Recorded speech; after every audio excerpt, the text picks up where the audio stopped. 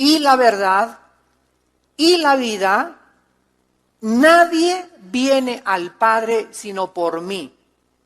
Si me conocieran, también a mi Padre conocerían.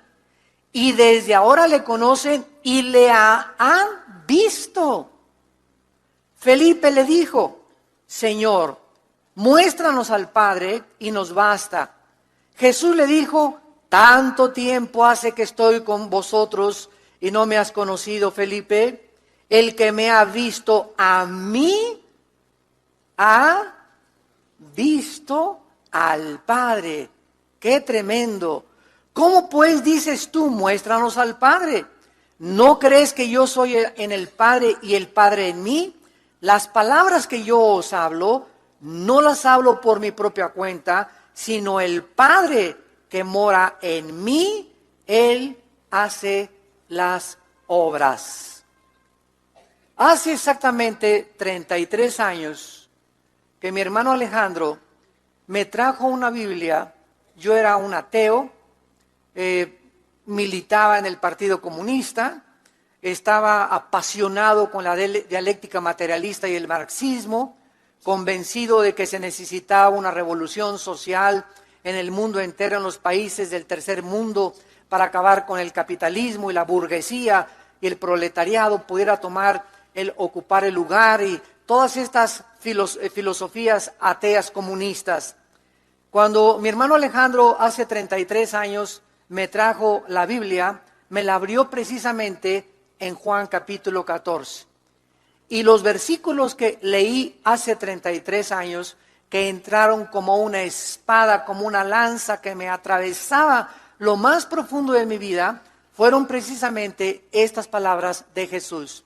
Anteriormente yo había leído de Sigmund Freud, había leído de Friedrich Nietzsche, había leído 3 libros de Jean-Paul Sartre, había leído a Ingersoll, leí el libro de ¿Por qué no soy cristiano? De Bertrand Russell, había leído los escritos revolucionarios del Che Guevara, me eché toda la vida de Buda, la vida de Zoroastro, la vida de los gurús, estaba estudiando ya el Ramayana, etcétera, etcétera. Y cuando vengo a este volumen que es la Biblia y me encuentro con estas palabras, inmediatamente vino a mi mente hacer una comparación, poner todo lo que yo había escrito en los libros religiosos y filosóficos, porque nadie jamás en la historia había hablado como este hombre llamado Jesús de Nazaret.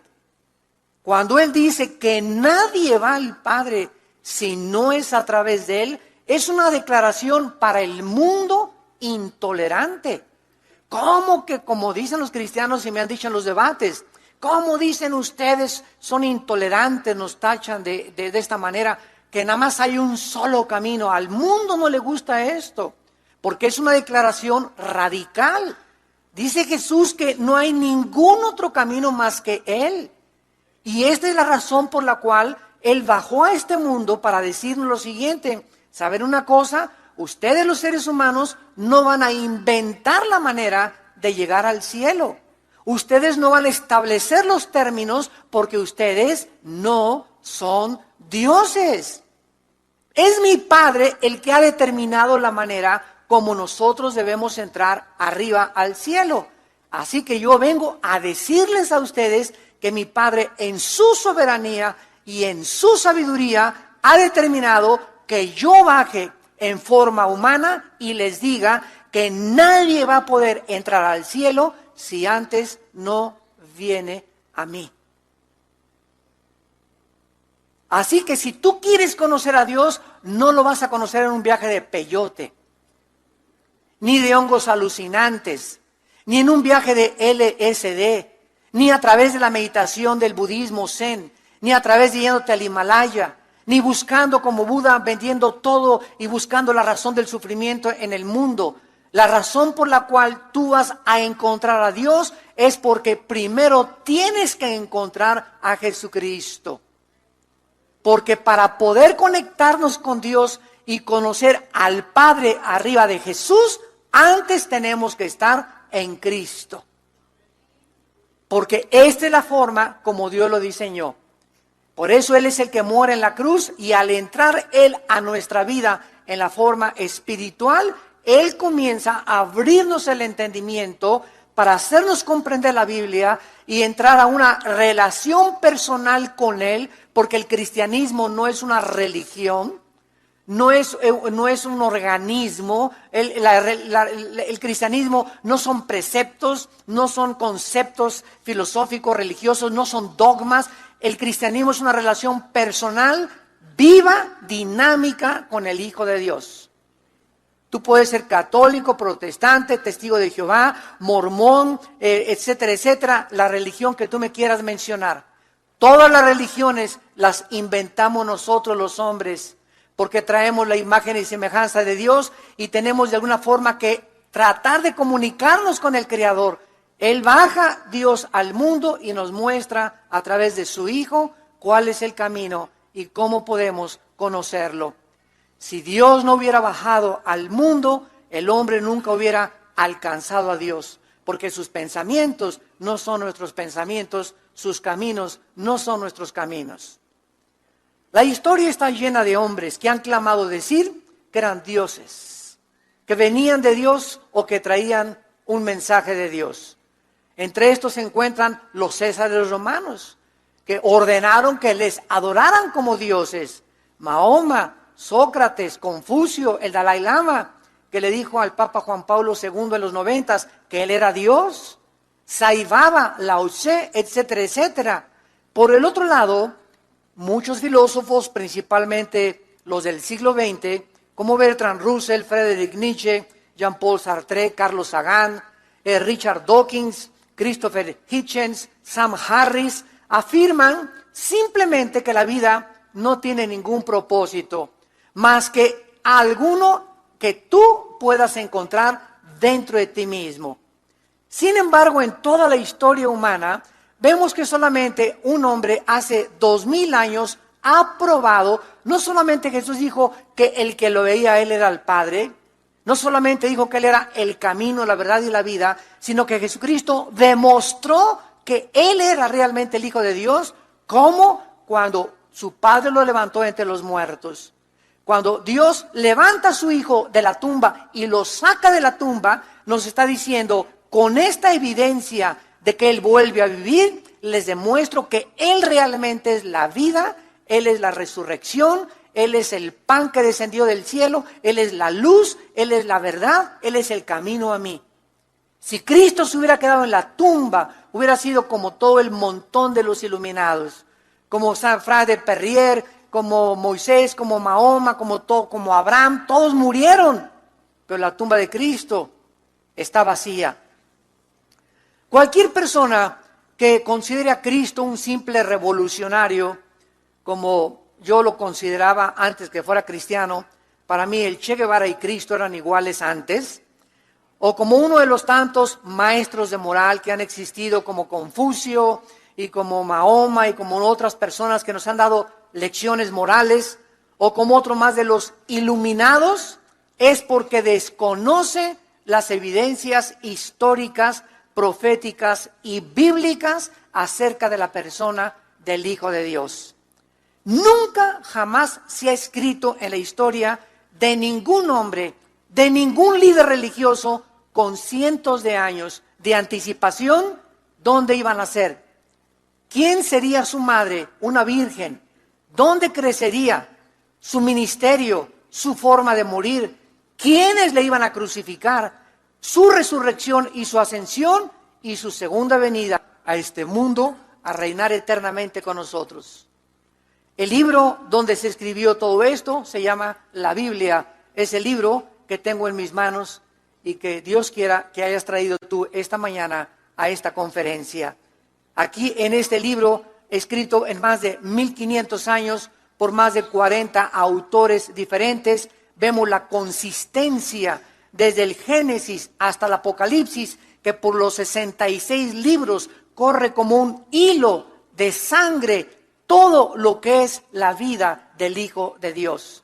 Desde el Génesis hasta el Apocalipsis, el centro de la Biblia, de los 40 autores de la Biblia, de los 66 libros de la Biblia, es el personaje central, Jesucristo, el Hijo de Dios. Es increíble que nosotros podamos comprender que la Biblia es tan asombrosa y tan maravillosa que comparándola, señores antropólogos y historiadores, comparando la Biblia con los dos mejores manuscritos que existen en la literatura documentados en la historia, que son la Ilíada y la Odisea de Homero, de los cuales solamente hay 643 manuscritos originales. La Biblia tiene más de 24,000 manuscritos parciales y completos. Es más, es tan maravillosa la Biblia históricamente que si los manuscritos del Nuevo Testamento fueran destruidos, podrían ser reconstruidos por los padres de la iglesia como Policarpo, Ignacio, Justino Mártir y Clemente. Ahora, si nosotros no tuviéramos la Biblia, hay historiadores que no fueron cristianos, como Plinio, Tácito y Josefo, que en el primer siglo eran pagados por el gobierno romano, y estos tres historiadores, reconocidos a través de la historia humana, mencionan en todos sus libros la vida de Jesús de Nazaret. Vamos a ver entonces a continuación de qué forma la Biblia nos demuestra que Jesucristo no fue un simple hombre. Porque entonces, si Cristo fue más que un simple hombre, más que un maestro de moral, más que un gran filósofo, más que uno más de los iluminados que los hombres consideran, entonces creo que es muy importante en esta mañana, y a ustedes que nos ven por la televisión, que tú le rindas tu vida a este hombre que dijo ser Dios en la carne. Porque si tú no tienes a Cristo, aunque tengas una religión, tu vida está perdida eternamente en el infierno. Vamos a ver en primer lugar que la Biblia le da a Jesucristo el nombre, los atributos y los títulos que Dios tiene en el Antiguo Testamento. O sea, vamos a demostrar que el Jehová del Antiguo Testamento es Jesús en el Nuevo Testamento. Por ejemplo, Cristo usó los nombres y los títulos de Dios que le dieron en el Antiguo Testamento. Y esto fue lo que ocasionó la furia y la indignación de los líderes religiosos que lo trataron de matar por blasfemo. Dice en Juan 5, versículo 18, que cuando Cristo comenzó a hacer aseveraciones sobrenaturales de su deidad, dice Juan 5, 18, los judíos procuraban aún más matarle, porque no solo quebrantaba el día de reposo, sino que también decía que Dios era su Padre, haciéndose igual a Dios. Esto enfureció a los líderes religiosos, porque en el Antiguo Testamento, Deuteronomio 6, versículo 4 decía, Shema Yisrael Adonai Elohim, en el hebreo, que significa, oye Israel, el Señor tu Dios, uno es. Ejad, en el hebreo es uno. Entonces los judíos no podían entender cómo había dos dioses. No podían entender en el Nuevo Testamento cómo podía Jesucristo decirse que Él era Dios, cuando ellos habían sido enseñados de que había un solo Dios. Entonces nos damos cuenta que los hombres en el Antiguo Testamento, cuando Cristo vino, se creían con un intelecto absolutamente grande y que podían dominar todos los conceptos filosóficos que existieran. Y lo mismo pasa con nosotros también. Yo he tenido pláticas con rabinos judíos y su principal obstáculo de muchos rabinos judíos por no creer en Cristo es porque dicen que los cristianos somos politeístas, que porque adoramos a tres dioses, al Padre, al Hijo y al Espíritu Santo.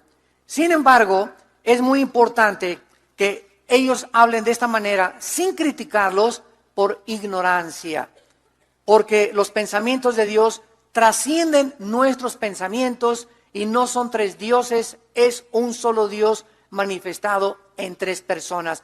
Permítanme explicárselos físicamente. Si yo pongo aquí una cortina, un prisma, Esto es un prisma. Y aquí están ustedes sentados del lado izquierdo. Ustedes del lado izquierdo no ven el lado derecho. Y ustedes que están en el lado derecho van a ver solamente lo que va a estar al lado derecho.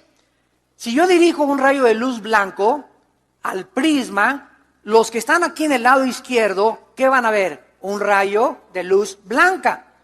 Pero ustedes ya no van a ver, al entrar el rayo de luz al prisma, se descompone en 7 colores. Entonces, ustedes, yo les pregunto, ¿qué fue lo que vieron? Y aquí van a decir 7, y aquí me van a decir 1. Entonces son 7 en 1. No son 7 diferentes, son 7 descomposiciones de la luz manifestadas en 7 colores, pero lo que se dirigió fue un rayo de luz blanca, de donde proceden todos los colores. Entonces lo mismo es Dios. Dios, vemos que Dios es uno, pero cuando Dios atraviesa la barrera del tiempo y del espacio para poder manifestarse a una humanidad con un intelecto de ostión que tenemos, con una capacidad intelectual mínima, el mismo Alberto Einstein aseveró que probablemente habíamos alcanzado un 6, un 8% máximo del desarrollo intelectual del cerebro. ¿Se imaginan qué potencial tenemos en el cerebro que un niño de 6 años puede hablar 4 idiomas? Un niño de 10 años puede hablar 10 idiomas. Hay niños de 14, 15 años de edad que ya se graduaron de la universidad, que hicieron 1, 2 años o 3 años en un solo año, del genio y de la inteligencia que tienen.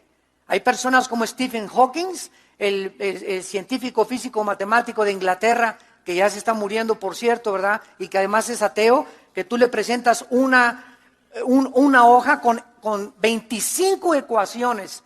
Y Stephen Hawking ve las 25 ecuaciones en 1 minuto y las memoriza todas.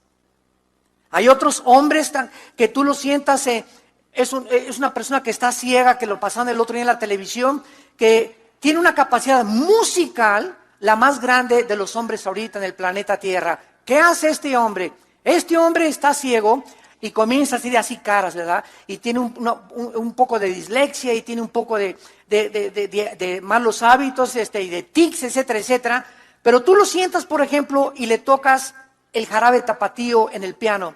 Taratá, taratá, taratá, taratá, taratá, taratá. Entonces, él se sienta, nunca lo había oído, él se sienta en un piano y toca, una sola vez ha oído el jarabe tapatío, Raúl, y toca el jarabe tapatío. Le tocas la 9ª sinfonía de Beethoven o en un disco, lo sientas en el piano y toca absolutamente las piezas musicales que ha oído por primera vez. Esto sobrepasa la capacidad de poder entender a dónde puede llegar la musicalidad. Si tú tuvieras 5 hijos y el primero nació con gonorrea, el otro nació ciego, el tercero nació sordo, el cuarto nació con enfermedades venéreas y la madre está embarazada del 5.º hijo, ¿qué le aconsejarías a la madre? ¿Que tuviera o que no tuviera el hijo? Casi todos le dirían, oye, con esos antecedentes mejor no tengas nada. Escuchen, si esa madre no hubiera tenido al 5.º hijo, no hubiera nacido el más grande compositor musical de la historia, Ludwig van Beethoven. ¿Quiénes somos nosotros? Nos preguntamos, pero no hemos descubierto que lo que más expande nuestra mente para comprender a Dios, escúchenme con mucho cuidado, santos de Dios, es la memorización de la Biblia. Los cristianos que no memorizan 2, 3 versículos diarios, que puedo pasar aquí y no saben ni el Salmo 23 de memoria, ya sería el colmo de los colmos. Si no saben ni el Salmo 91 de memoria, no puedes citar más que Juan, de tal manera Dios al mundo que ha dado su Hijo unigénito, es el único que te sabes. El cristiano que no ejercita la memoria, que es el cerebro que comienza a expandirse, es como un globo. Mientras más guardas, más se hace grande, más se hace grande, más se hace grande. Es lógico que al expandirse el cerebro, al memorizar la palabra, más comprensión y discernimiento espiritual tienes. ¿Por qué creen que Dios le dijo a Josué en Josué 1, 8 y 9, día y noche guarda este libro de la ley? ¿Cómo puedes guardarlo si no lo memorizas? Si no estás con el hábito bendito de memorizar 2, 3 versículos diarios, nunca tu mente se va a expandir. Vas a tener una comprensión muy limitada. No vas a salir de San Juan. No entiendes las cosas de Apocalipsis, no entiendes las cosas de Ezequiel, no entiendes la predestinación, como dicen muchos muchachos. Explícame la predestinación y explícame por qué Dios es misericordioso y estas cosas. Quieren respuestas, pero no quieren pagar el precio, porque las cosas de Dios se revelan por el Espíritu. Y el entendimiento no te lo da la razón humana, te lo da la revelación espiritual. A los que memorizan diario la palabra de Dios. Un cristiano tiene que memorizar mínimo un capítulo de la Biblia a la semana.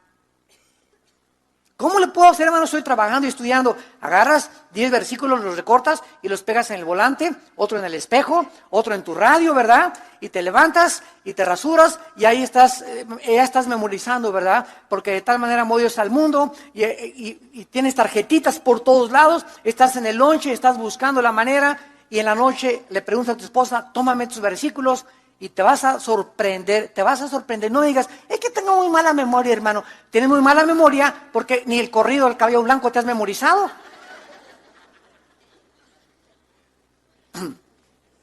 Muy bien. Cristo usa los nombres de Dios del Antiguo Testamento. En el Antiguo Testamento, Dios se revela a Moisés y le dice su nombre.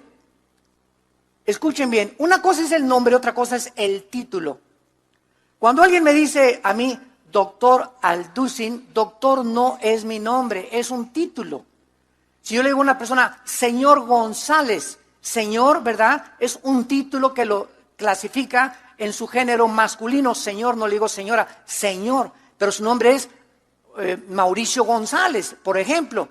Entonces, cuando hablamos nosotros de Dios, Dios no es el nombre de Dios. Cuando hablamos de el Altísimo, tampoco es el nombre de Dios. El Shaddai, tampoco es el nombre de Dios. Son atributos que Dios tiene. El nombre de Dios es Yahweh. Yahweh en el hebreo, que no tiene vocales. Por eso los judíos no se atreven a pronunciar el nombre de Dios, porque no tiene vocales. Y la palabra Yahweh, en Éxodo 3, 13 al 15, cuando Dios le dice a Moisés, mi nombre es Yahweh. La palabra Yahweh en el hebreo significa yo soy el que soy. Ese es el nombre de Dios. Yo soy el que soy. En otras palabras, yo soy el que siempre he sido. En otras palabras, dentro de la espacio y tiempo donde ustedes viven, mis chiquitines, yo soy el Dios eterno.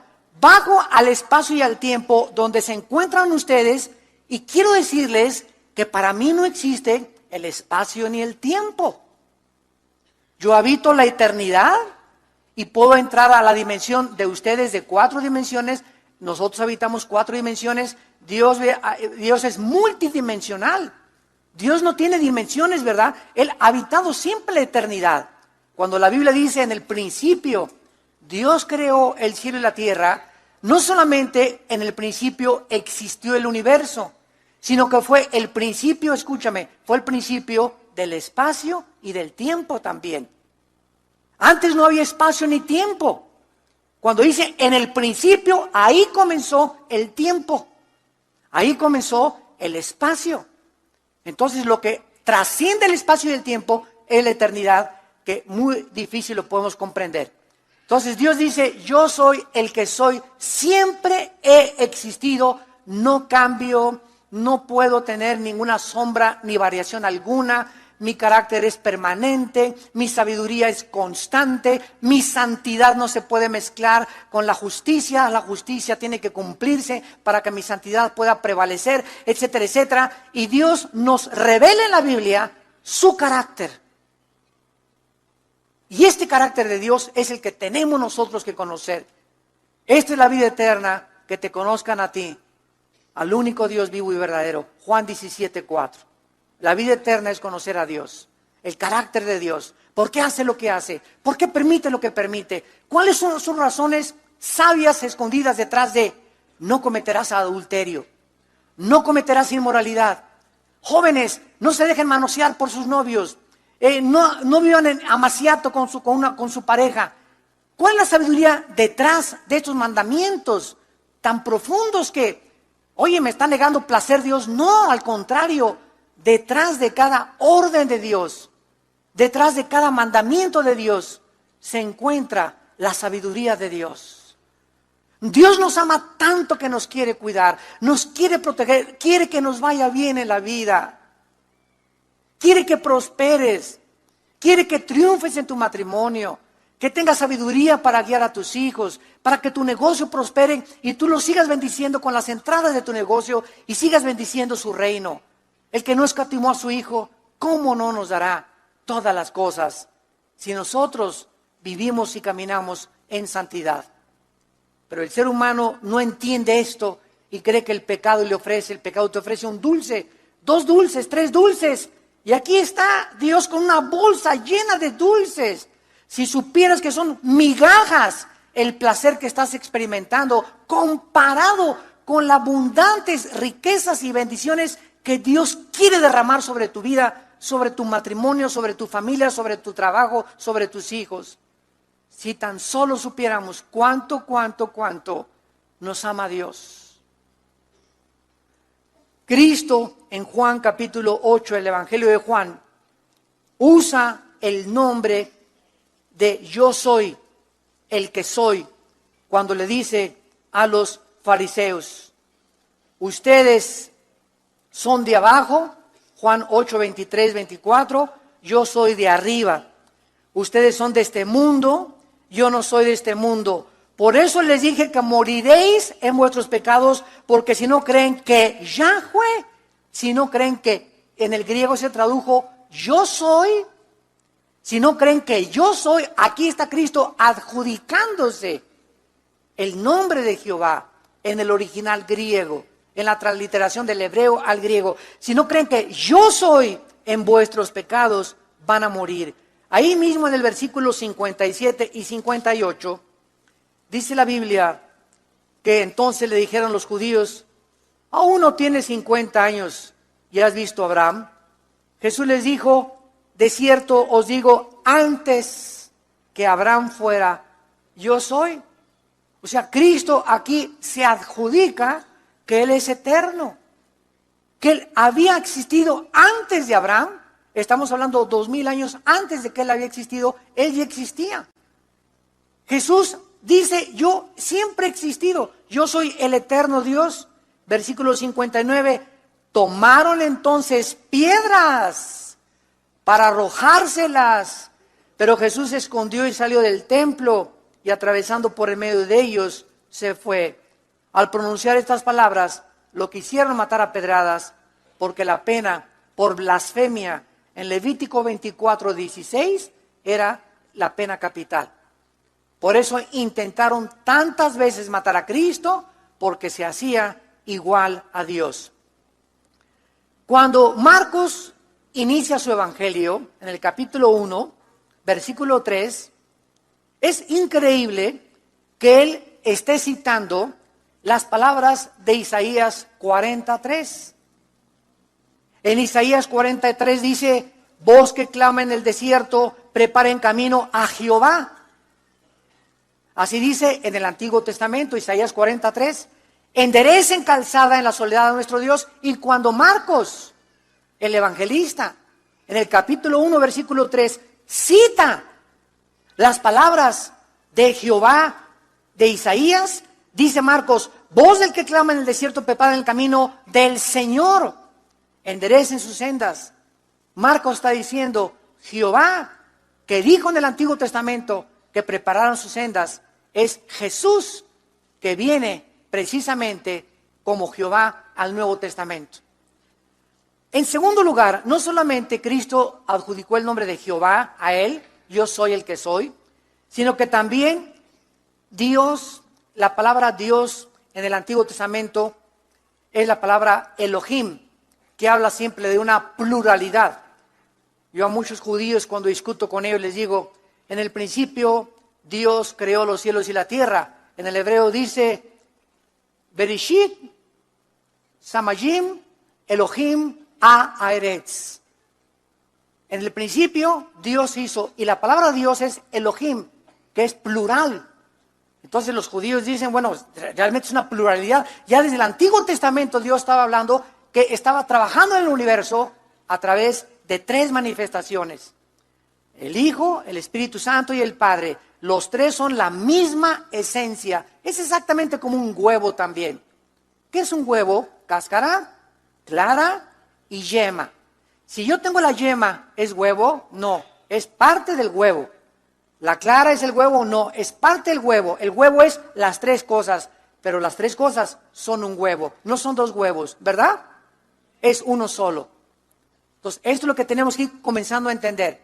El agua, H2O, 2 átomos de hidrógeno por 1 de oxígeno. Cuando el agua es líquida, ¿es H2O?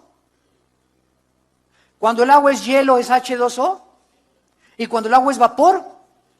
Bueno, aquí tenemos una fórmula química, H2O, manifestada en 3 estados, líquido, sólido y gaseoso. Pero en los 3 estados es la misma esencia, mantiene la misma composición química. No son 3 estados manifestados diferentes, es la misma agua en 3 estados. ¿Me van siguiendo? Para que vayas comprendiendo un poco a poco, ¿verdad? En nuestra limitada comprensión, la Trinidad. No son 3 dioses, es la misma esencia de Dios manifestada en 3 personas. Es un solo Dios en 3 personas. En el Nuevo Testamento, en Hebreos 1:8, bajo la cultura judía, repito, existía un solo Dios. Veamos en el Nuevo Testamento de qué forma a Cristo se le llama Theos, T-H-E-O-S, que se traduce Dios. Hebreos 1:8, mas del Hijo dice, tu trono, oh Dios, por el siglo del siglo. Segunda de Pedro 1:11, Simón Pedro, siervo y apóstol de Jesucristo, a los que han alcanzado por la justicia de nuestro Dios y Salvador Jesucristo, una fe igualmente preciosa que la nuestra. Tito 2:13, aguardando la esperanza bienaventurada y la manifestación gloriosa de nuestro gran Dios y Salvador Jesucristo. Juan 20:25, 27 al 28, Tomás tenía dudas de que Cristo resucitó. Pero cuando se le aparece Jesús en Juan 20, 27 y 28, le dice Jesús, pon tu mano en mis manos, mete tu mano en mi costado, toma y voy. Y no seas incrédulo, sino cree. Y entonces Tomás le dice a Jesús, mi Señor y mi Dios. Y Cristo acepta el título de Dios por uno de sus discípulos.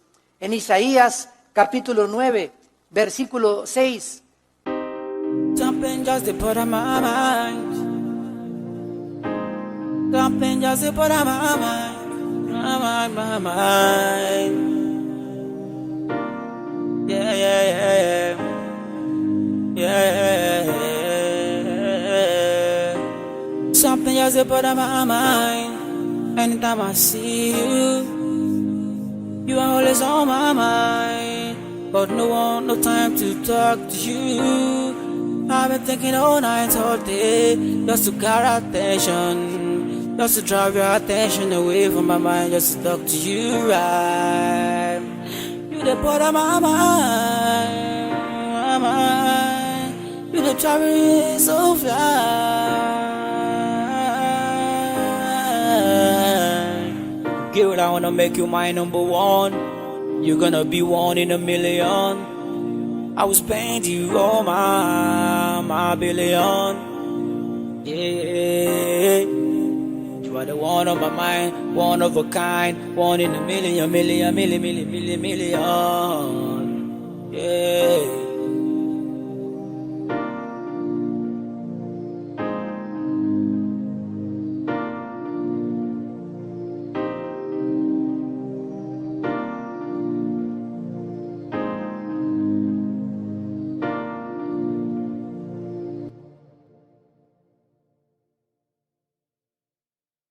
cuando se profetiza la venida de Cristo, vean los títulos que el Espíritu Santo usa para Jesucristo. Isaías 9:6. Porque un niño nos es nacido, hijo nos es dado, el principado sobre su hombro, y se llamará su nombre admirable. Qué chistoso que la palabra admirable en el hebreo es Pelé. Como el jugador de fútbol, Pelé, ¿verdad? Edson dos Santos de nacimiento, Pelé es la palabra admirable y realmente es el hombre que más admirado dentro del fútbol al mundo entero. Su nombre será Pelé, admirable, consejero, Dios fuerte, Padre eterno, príncipe de paz. Se está profetizando que el Mesías sería llamado Dios fuerte, Padre eterno, sería el Padre el que bajara, pero como a Dios no le ha visto el Padre, Él tenía que tomar una forma humana para poder manifestarse a nosotros y que pudiéramos admirar en la vida de Cristo. ¿Quién quiere saber cómo es Dios? Ve a Jesucristo. ¿Quién quiere saber cómo habla Dios? Escucha lo que Cristo habló. ¿Quién quiere conocer el corazón de Dios? Lee los evangelios y ve lo que Jesús hizo. Todo lo que Jesús hizo, todo lo que Él habló, todo lo que Él obró, era el Padre trabajando en su vida. Él no actuó nunca por su propia voluntad. Cuando Cristo sanaba a alguien, no era Cristo el que sanaba, era el Padre a través de Él. Cuando Cristo echaba demonios, no los estaba echando Cristo, lo estaba echando el Espíritu del Padre a través de Él. Él negó usar sus poderes. El diablo le dijo, convierte esas piedras en pan, o sea, actúa sin tu Padre.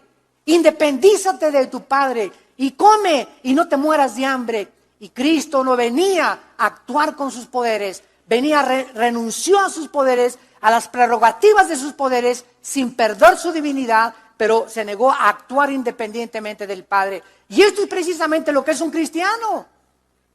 El diablo me dice, actúa en la carne.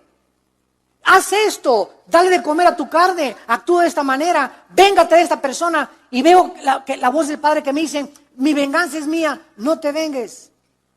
No veas a esa mujer, no es tu esposa, me dice Dios. Entonces comenzamos a ser dominados por el Espíritu de Dios. Los mandamientos de Dios habitan en nuestro corazón y comenzamos a actuar, a ver, a hablar exactamente lo que el Padre quiere que veamos, hablemos y actuemos. En Gálatas 2:20 el apóstol lo dice con estas palabras, con Cristo estoy juntamente crucificado. Y ya no vivo yo. Ya estoy muerto en la cruz. Ya no voy a hacer lo que mis placeres, lo que mis sentimientos, lo que mis deseos. Ya no quiero hacer nada. Cristo vive en mí y lo que ahora vivo en este cuerpo, lo vivo por la fe en el Hijo de Dios, el cual me amó y se entregó a sí mismo por mí. Ya no vivas para ti. Crucifica tu ego. Muere a ti mismo. Porque si el grano de trigo no cae a la tierra y muere, no va a llevar fruto. Nunca vas a producir nada. Para poder producir fruto, hay que morir a nuestro ego. A mis intereses. A mi agenda personal. A lo que a mí me satisface. Decía hace poco el doctor James Dobson, un gran psicólogo en Estados Unidos cristiano, que más del 85%, cuando van a consejería, el más del 85%, ella o él dicen lo siguiente. ¿Por qué se quiere divorciar, señora fulana de tal? Porque no me hace feliz. ¿Por qué se quiere divorciar, señor Juan Camaney? Porque ella no me hace feliz. Estamos buscando que alguien nos haga felices en lugar de nosotros tratar de hacer felices a la persona con la que tú vives. Pues voy a otra iglesia porque en esta iglesia no me aman. Nadie me saludó y nadie me abrazó. Tú no vienes a la iglesia a que te amen. No vienes a buscar quien tenga misericordia. No vienes a buscar quien ore por ti. No vienes a buscar quien te abrace a ti. Vienes a la iglesia a buscar a quién puedes tú amar. A quién puedes tú abrazar. ¿A quién puedes tú orar? Sí, tengo muchos problemas y llego a la iglesia cargado, hermano, de problemas. Olvídate de todos tus problemas y no me olvido de mí mismo, me olvido de mi ego y voy a buscar a quién poder amar y a quién poder ayudar. Y cuando tú haces eso, cuando te sales de ti y de tus intereses, es cuando viene un poder sobrenatural sobre tu vida que te da una paz que sobrepasa todo entendimiento y entiendes por primera vez lo que es vivir para Cristo.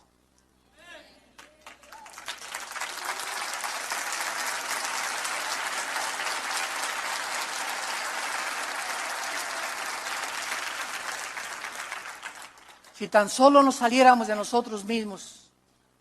¿Cuántas veces me he cansado de contarles el grande ejemplo?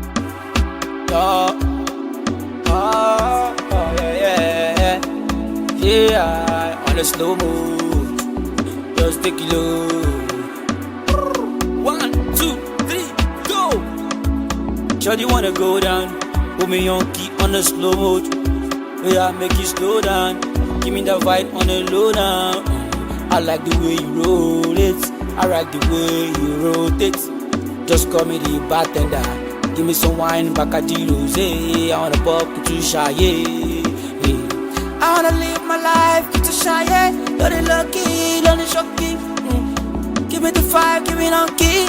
Tempo, that's on the on eat. So I'm on flexing life. I'm on fetch, yeah. I want to make a version, yo. Over try, I want to make a version, yo. Tonight, no time for darling. Put me in the club, no time for stopping. Everybody flex, no time for it.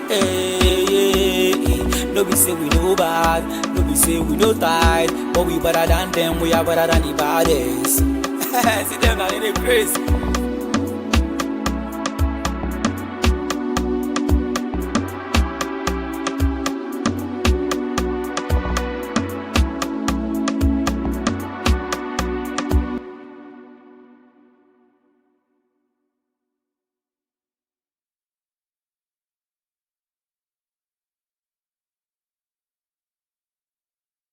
Ejemplo de la Madre Teresa de Calcuta, la viejita monjita, ahí en el desayuno les compartí este testimonio también. Ahí está en Nueva York, la viejita, la chaparrita fea con cara de nuez y con cara de, verdad, lo que tú quieras, lo más feo que hay posible, chaparrita, así toda narizona, toda así.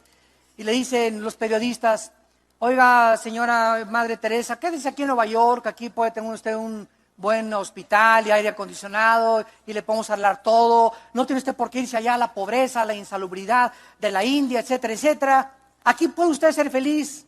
Y se voltea a la Madre Teresa y les dice a los periodistas, antes de subirse al avión de regreso a Calcuta con sus leprosos, señores periodistas, he descubierto hace muchos años que la comodidad para vivir, los placeres de la vida, la popularidad, la fama, no pueden dar la verdadera felicidad. He descubierto desde que vivo para mis leprosos que realmente ahí se encuentra el secreto de la felicidad. Vivir para los demás. Vivir para los demás.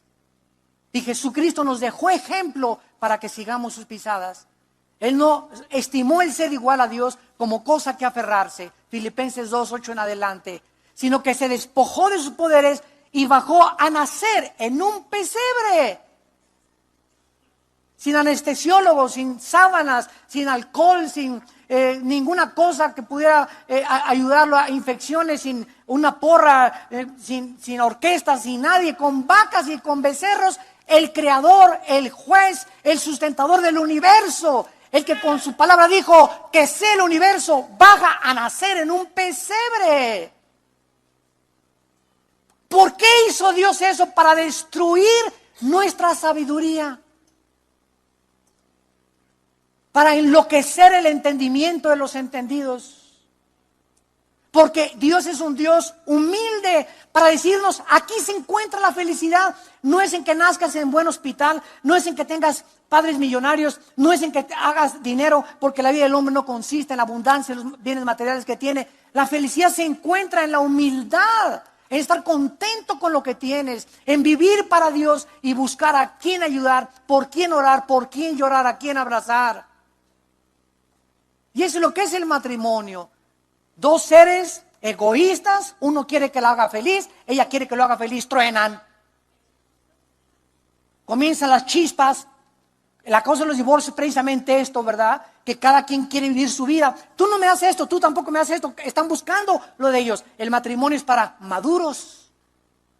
Para una mujer y para un hombre que han entendido que se van a juntar para buscar el uno al otro, a hacer feliz al otro. Pues yo la quiero hacer feliz, pero ella no me hace feliz. Es problema de Dios, tú síguela haciendo feliz. Síguele abriendo la puerta del coche, síguele dando rosas, síguela bendiciendo, síguele diciendo que la amas. Y si ella te dice, ¿te recuerdas al 10 de mayo? Déjala que se encargue a Dios. Es problema de ella. Cristo no estuvo en la cruz, ¿verdad? ¿Me aman? No, si tú eres el Hijo de Dios, desclávate tú. Sí, pues van a ver ahorita que me baje.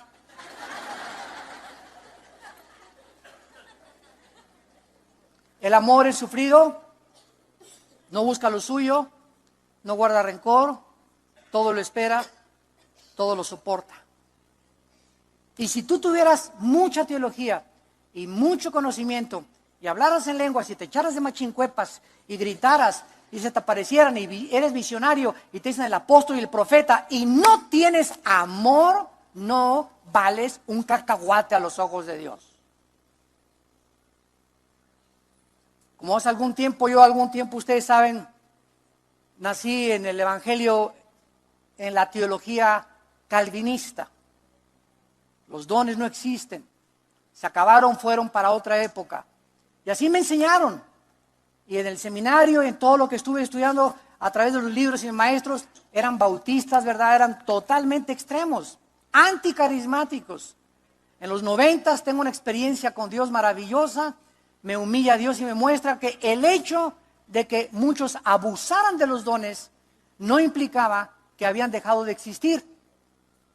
Entonces ya me abría los dones, y me acuerdo de la iglesia que teníamos en el Cine Apolo, me dijeron la mayor parte de las personas y mis líderes, es que Armando ya cambió de doctrina.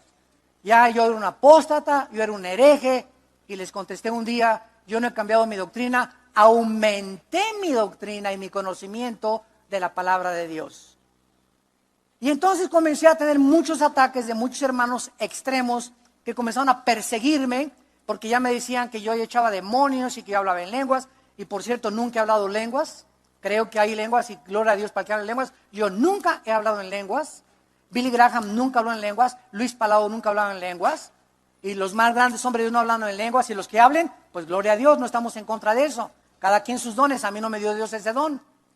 Y comenzaron a perseguirme, y yo comencé a entender que aunque eran muy teólogos y muy doctrinales, no me amaban. Y me pregunté,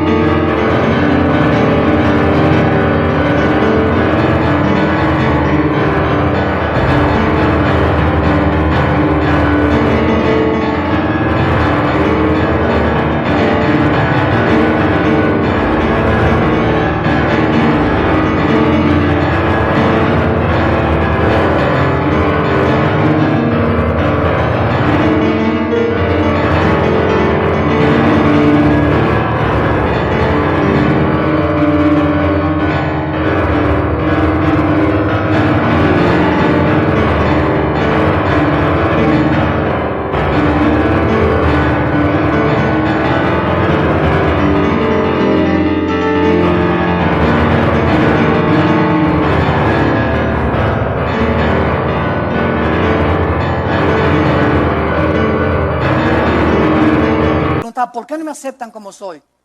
¿Por qué? Porque no entendieron que el amor es la preeminencia. El amor cubre multitud de pecados. Entonces yo me puedo encontrar un hermano que me dice que él cree que la salvación se pierde, que él cree que existen lenguas, que él echa demonios, y yo no lo creo. Pero ¿sabes una cosa? Yo lo abrazo y le digo, ¿sabes? Te amo porque eres mi hermano en Cristo. ¿Estás bajo la sangre? Nos vamos a ver en el cielo. Aquí abajo no nos vamos a poner de acuerdo, pero Dios me manda que yo te ame porque tú tienes la sangre de mi Señor Jesucristo. Y cuando entendemos eso, ya no hay bautistas, presbiterianos, esta amistad cristiana, vida nueva para el mundo, ya somos hermanos en Cristo, y a lo mejor los presbiterianos ponen énfasis en bautizar por aspersión, los bautistas te sumen debajo del agua, aquí tenemos una doctrina un poco más equilibrada, pienso yo, etcétera, etcétera, pero no nos creemos más que nadie, los amamos a todos y los aceptamos a todos. Yo voy a Colombia con hermanos pentecostales, con hermanos nazarenos, y los amo, me someto a ellos. Hemos ido a iglesias donde los hombres se sientan del lado derecho y las mujeres del lado izquierdo con velo. Y si mi esposa va, le ponen velo, pues que se lo ponga para no tropezar a nadie. Hay iglesias donde he llegado y me han hecho lavarme las manos antes de tocar la Biblia. Porque la Biblia es santa, digo, Virgen del Socorro, ¿verdad? Y me he quedado yo así, ¿qué hago, Dios mío? Me dice Pablo, me hago todos a todos, son mis hermanos. No quiero decir la denominación, pero son mis hermanos en Cristo, pero bien cerrados, cuadradotes, pero son mis hermanos en Cristo. Si yo tengo más conocimiento que ellos no tienen el conocimiento que yo tengo, me someto a ellos, me lavo las manos. ¿Dónde quiere que me eche jabón, hermano? Para no tropezarlos y no decirles, ustedes están mal, ellos no están mal, es la falta de conocimiento que tienen de la palabra de Dios. Pero lo más importante es amarlos. Sin eso no somos nada, nunca jamás en la historia. Recuerda durante toda tu vida, nunca te creas superior a nadie. Nunca creas que porque tienes más conocimiento eres superior. Ama a las personas, no discutas con los débiles en la fe. Romanos 14:1. Acepta a tus hermanos. Yo soy vegetariano, pues sigue comiendo ensaladas. Yo como unos trozotes así de bife tremendos, ¿verdad? Y no lo critiques si él es vegetariano, no critiques al que come entonces esa carne. Cada quien esté convencido, Romanos 14, en su propia mente. Es lo que a Dios le interesa. En penúltimo lugar, Cristo poseía también los títulos de Dios, no solamente Dios, no solamente yo soy, el alfa y el omega. En el Antiguo Testamento Dios dice yo soy el alfa y el omega. Cristo dice yo soy el alfa y el omega en Apocalipsis. Salvador, Dios dice en Isaías 43:11, yo Jehová y fuera de mí no hay quien salve. Y cuando nace Cristo, en Lucas 1:47, se dice la Biblia, y le pondrás por nombre Jesús, porque Él salvará a su pueblo de sus pecados.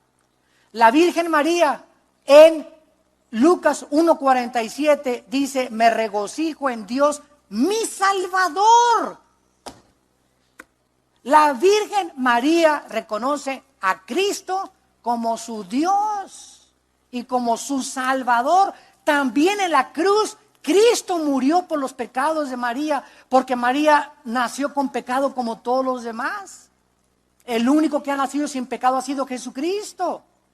Pero María tuvo que purificarse, pasar los ritos de la purificación, porque también era pecadora igual que nosotros, y fue un vaso de gracia escogido por Dios, pero ella reconoce a Cristo como su Salvador.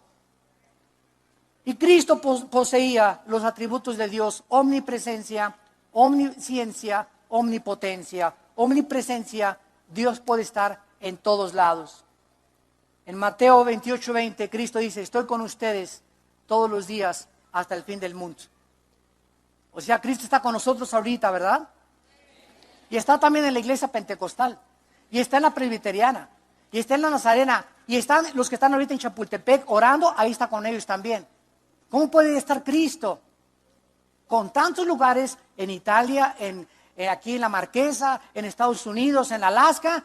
¿Cómo puede estar al mismo tiempo en tantos lugares? Porque Él es omnipresente. Solo Dios es omnipresente. En segundo lugar, Cristo, dice la Biblia, que también, igual que al Padre, poseía la omnisciencia. Significa todo lo sabe. Omni, todo, ciencia, conocimiento. En el Salmo 139 dice la Biblia claramente acerca de la omnisciencia de Dios. Salmo 139. Oh Jehová, tú me has examinado y conocido, tú has conocido mi sentarme y mi levantarme, has entendido desde lejos mis pensamientos. Conoces mi andar y mi reposo, y todos mis caminos te son conocidos. Es increíble que cuando tú entraste hoy en la mañana aquí a este lugar, tú no sabías dónde te ibas a sentar. Y cuando tú entraste a este lugar, Dios sabía que te ibas a sentar ahí, ahí, ahí, ahí y ahí.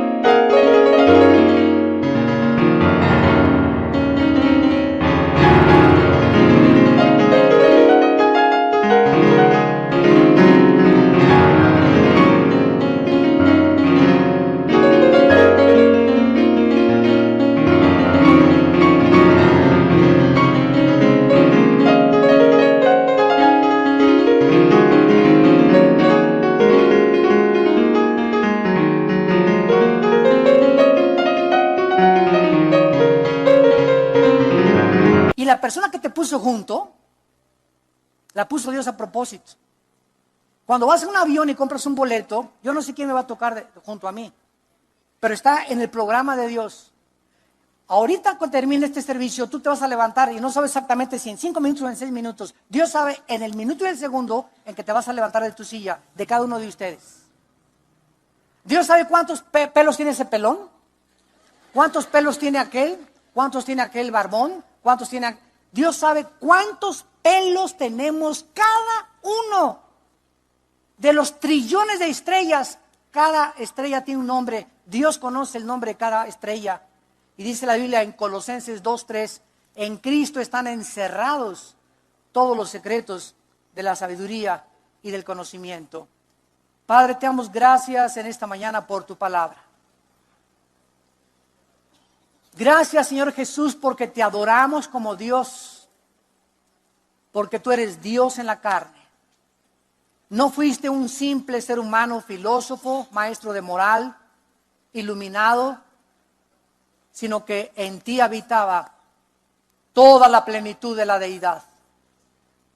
Porque por ti fueron creadas todas las cosas, las que están en los cielos y la tierra, Señor Jesús, y nada de lo que ha sido hecho fue hecho sin Jesús, porque Él era también el creador.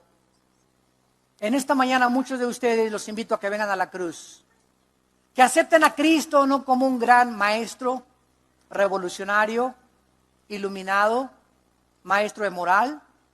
En esta mañana tú tienes que hincar tu rodilla delante de Él y llamarle mi Señor y mi Dios. Y ahí desde tu lugar, dile a Cristo estas palabras con todo tu corazón. Señor mío y Dios mío, yo como Tomás era incrédulo, ahora entiendo que tú eres más que un hombre.